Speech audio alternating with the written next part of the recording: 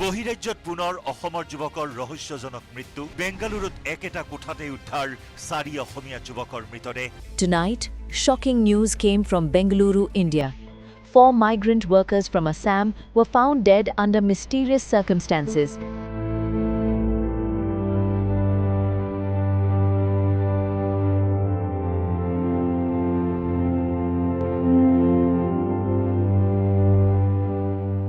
প্ৰতিদিনে অসমৰ গাঁৱৰ পৰা এটাকৈ সপোনে বিদায় লয়। হাতত এখন সৰু বেগ, চকুত উজ্জ্বল আশাৰ চিৰিকনি। কিন্তু সেই আশাৰ পথত প্ৰায় দেখা দিলে অন্ধকাৰ, অনিশ্চয়তা আৰু কেতিয়াবা অকাল মৃত্যুৰ ছায়া। এই যাত্ৰা কেৱল কামৰ সন্ধান নহয়, ই এটা জীৱনৰ যুঁজ।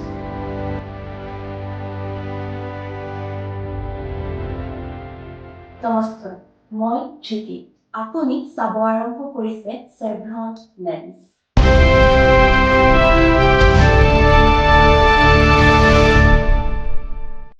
আজিৰ তাৰিখত অসমৰ বাবে এটা জ্বলন্ত সমস্যা হৈছে অসমৰ বাহিৰত অৰ্থাৎ বহিৰাজ্যত অসমীয়া শ্ৰমিকৰ মৃত্যু।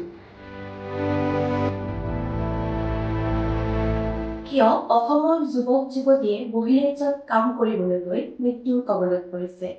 ই কেৱল এটা সাধাৰণ দুৰ্ঘটনা নে অৰ্থনৈতিক আৰু ৰাজনৈতিক ব্যৰ্থতাৰ পৰিণতি?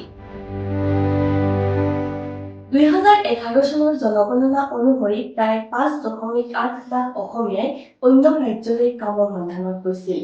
সাম্প্ৰতিক সময়ত এই সংখ্যা আৰু বাঢ়িছে। মুখ্যমন্ত্ৰীৰ মতে শেহতীয়া ছমাহত 162 জন অসমীয়া শ্ৰমিকে অন্য ৰাজ্যত কাম কৰিব গৈ থাকোঁতে প্ৰাণ হেৰুৱাইছে। অসমত উদ্যোগৰ অভাৱ, নিবনুৱাৰ হাৰ বৃদ্ধি আৰু স্কিল ডেভেলপমেণ্টৰ দুৰ্বলতাই যুৱ সমাজক বাহিৰলৈ লৈ যায়। কিন্তু বাহিৰলৈ যোৱা মানেই জীৱন সুৰক্ষিত নেকি? নিশ্চয় নহয়। শেহতীয়া কেইটামান হৃদয় বিদাৰক ঘটনাই এই সত্যক উন্মোচন কৰিছে। আহকচোন সেইবোৰৰ মাজত এবাৰ চকু ফুৰাওঁ। ভিডিঅ'টো শেষলৈ চাওক। 2026 চনৰ 31 জানুৱাৰীত বেংগালুৰুৰ এটা ভাড়াঘৰত 4 জন অসমীয়া যুৱকৰ মৃতদেহ উদ্ধাৰ হয়। প্ৰাথমিক তদন্তত বিষাক্ত কাৰ্বন মনক্সাইড গেছৰ ফলত শ্বাসৰুদ্ধ হৈ মৃত্যু হোৱা বুলি সন্দেহ কৰা হয়। Gas stone, that's something they have kept, and it's very compact space. Okay, the gas slowly, what it is releasing, maybe defective gas also, we don't know. It is releases a lot of carbon monoxide. Carbon monoxide is a odorless gas. उसमें ज़्यादा धुआं नहीं तो थोड़ा धुआं निकलता है carbon monoxide. वो कार्बन मोनोऑक्साइड आदमी जो अंदर लेता है उसको कुछ भी नहीं तकलीफ नहीं देता है स्टार्टिंग में। धीरे धीरे क्या होता है उसको अंदर उसको चक्कर आना, थोड़ा घबराहट होना शुरू होता है। तो 2 मिनट के बाद आदमी अनकॉन्शियस होता है। अनकॉन्शियस होने के बाद क्या होता है, सेम धुआं की तरह तो 10 मिनट के बाद मर जाए। वो साइनाइड जैसा काम करता है।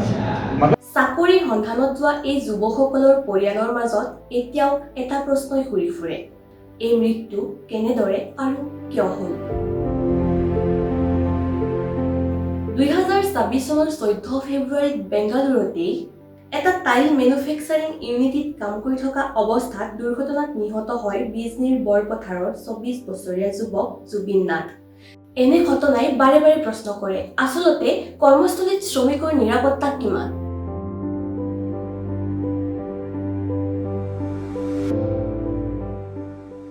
2025 চনৰ 30 ছেপ্টেম্বৰত তামিলনাডুৰ উত্তৰ চেন্নাইত থাৰ্মেল পাৱাৰ ষ্টেচনত নিৰ্মাণস্থলীত আৰ্জ ধ্বংস হৈ 9 জন অসমীয়া শ্ৰমিক নিহত হয়।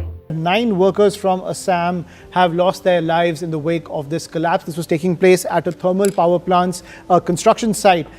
অনিৰাপদ পৰিৱেশৰ বাবেই এনে ঘটনা বাৰে বাৰে সংঘটিত হৈ আহিছে।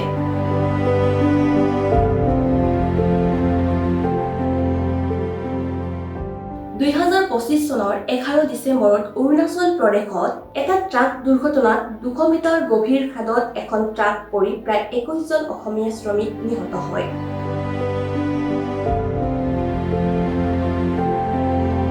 এই ঘটনাসমূহৰ মূলতেই আছে অসমত উদ্যোগ আৰু কৰ্মসংস্থাপনৰ অভাৱ, নিম্ন মজুৰি আৰু অনিয়মিত দৰমহা, কৰ্মস্থলীত নিৰাপত্তা ব্যৱস্থাৰ দুৰ্বলতা, অবৈধ শ্ৰম শৃংখলা, এইবোৰে মিলি এটা মৃত্যুৰ নিচিনা বিশৃংখলা সৃষ্টি কৰিছে।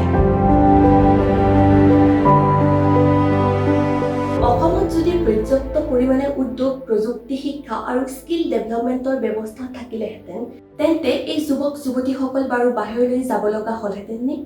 প্ৰশ্নটো গভীৰ। অসম চৰকাৰে শ্ৰদ্ধাঞ্জলি আঁচনি আৰম্ভ কৰিছে, য'ত অন্য ৰাজ্যত মৃত্যু হোৱা অসমীয়াৰ মৃতদেহ ঘৰলৈ অনাৰ খৰচ বহন কৰা হয়। কিন্তু মৃতদেহ আনিলেই সমস্যা সমাধান হয়নে?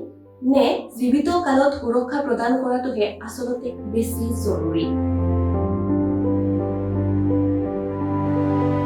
এই মৃত্যুসমূহ কেৱল আৰ্থিক বিষয় নহয়, ই এটা মানৱ অধিকাৰৰ সংকট। প্ৰতিজন যুৱকে যেতিয়া গাঁৱৰ পৰা বিদায় লয়, তেতিয়া তেওঁৰ লগত যায় এটা পৰিয়ালৰ সকলো আশা আৰু সপোন। যদি সেই সপোন এটা কফিনত ঘূৰি আহিব লগা হয়, তেনেহ'লে তাৰ দায়িত্ব কোনে লয়?